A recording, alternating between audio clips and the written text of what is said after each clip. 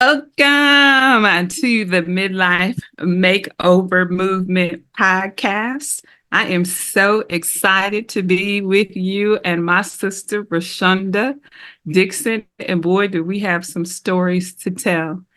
Rashonda and I have been friends since 2015 when we actually were in graduate school together at Georgia State University. And over these past several years, I've watched her grow, blossom into a beautiful flower.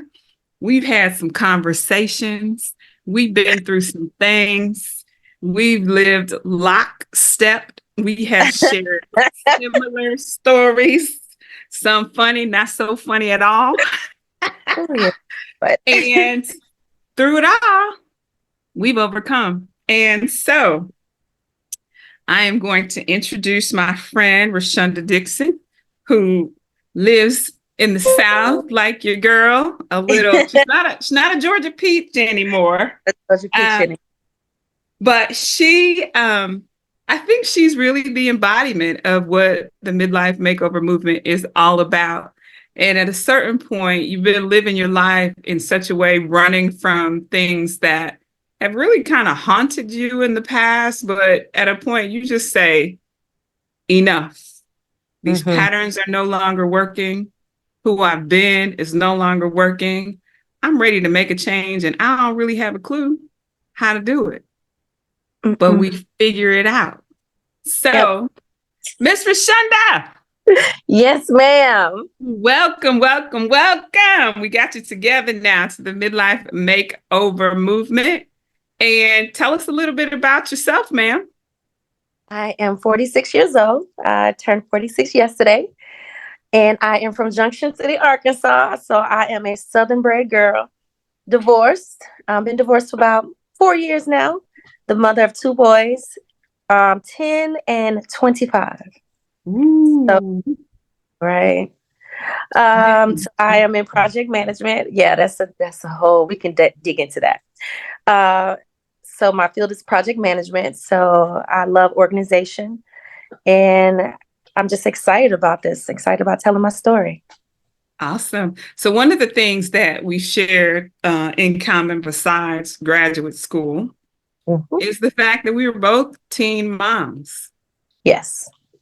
I had my son at 14 as a freshman in high school, and I'm not sure exactly how old you were at the time. So, we share a commonality of single parenting. Mhm. So, tell me a little bit about your journey with having a child younger versus having a younger child now that you have one older, like that split, that dichotomy. Talk about it a little bit. Well, I had my oldest son at 19. So it was very different for me because my family is Southern Baptist. So I Mm. was raised in the church. And so I even had to go before the church and ask for forgiveness when I got pregnant at 19. So I was really traumatized with that. So I decided with myself, I would never get pregnant again. I was like, I'm not going to ever do it again. So even when I got pregnant with my youngest, I was still scared. It was not a sense of relief for me or excitement. It was more of fear.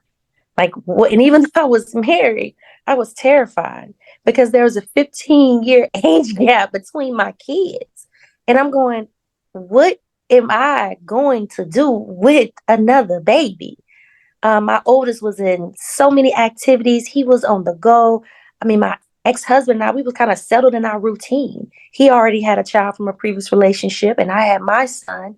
And it was like, okay, we have our little family. And here goes my youngest. So the emotions were all there. It wasn't the excitement that a lot of people expect when you're married. I was terrified because of the Wow. trauma that I experienced from being pregnant at 19 and how my family treated me. And even, my oldest son's father wasn't excited about it. Of course, we were both 19. So it was one of those things where I didn't want to go through the shame again, and rejection of being pregnant with another child. And I So still, even so, even though you're married at this time, you still I like you have not been able to shake off that shame, that experience. Like it still carried with you to the point where it was difficult being excited. You know what's interesting about that story is I was married and got pregnant again and subsequently miscarried. But by the time I got pregnant the second time, my son was in his 20s, right? He was married. I was still young, right? He was still married. And like you, I carried the shame with the second one, so busy trying to protect. Oh, what is my older son going to think? What is the family going to think? I'm starting all over again. Who do you think you are? Yes. And to the point where I really hadn't shared my pregnancy. And I called one friend and said that I had lost the baby because my whole point in getting married this second time was to have an intact family. And you know what she said to me? Girl, you ain't need no another baby anyway. I was devastated because Yep. there was no compassion. Nobody asked me, did you want this baby? Nobody asked me how I felt about losing a child. It was everybody else's thought, everyone else's, opinion about it was more important than how I felt. And that was a moment that I felt that shame. So I hadn't even thought about that until now, how that young traumatic experience makes you not even be okay with doing it the right way.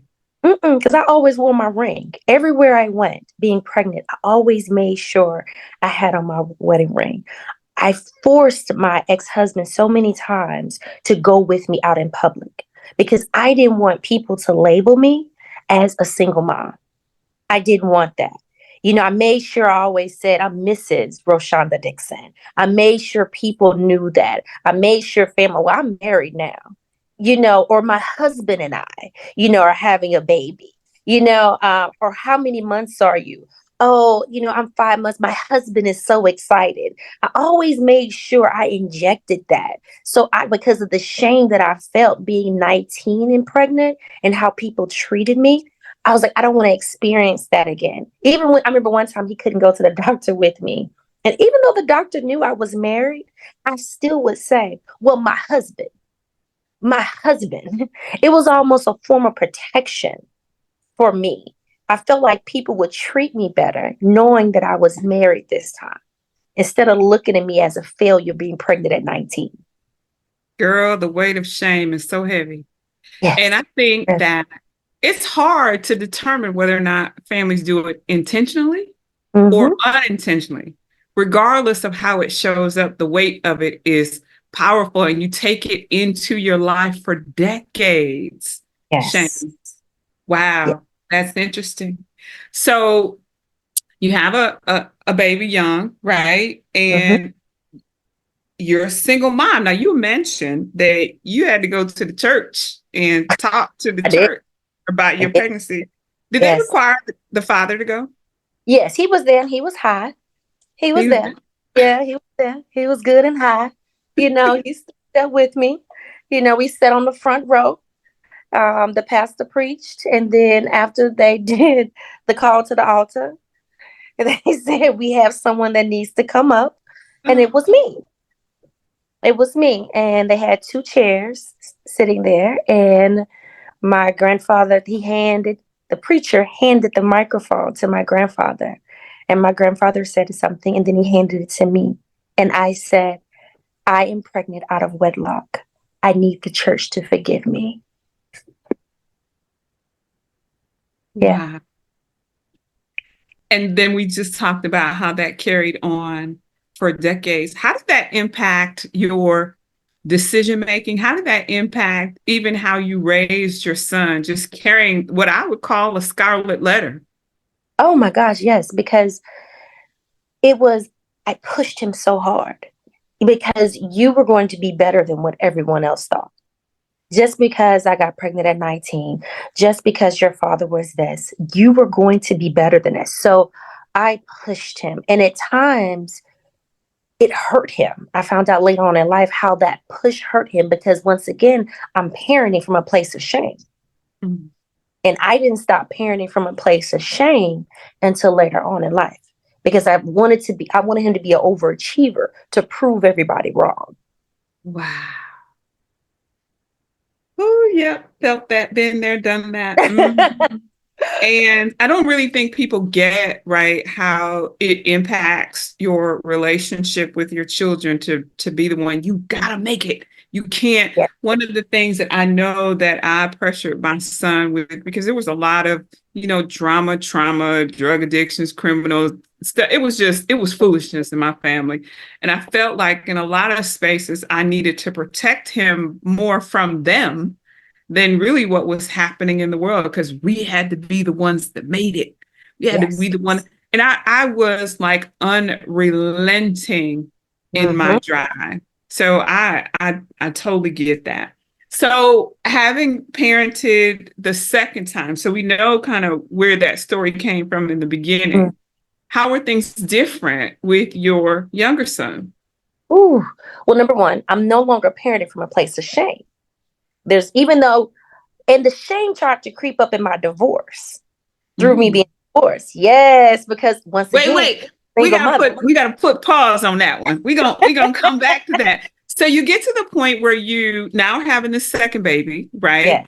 And you start off with a little bit of shame, but you got this covering of a husband, right? So you kind of in processing through that. So you get to a place where you've accepted that I'm having a baby, I'm married, it's okay. It's okay. Definitely pointed out to me, you are harder on me than you are loving.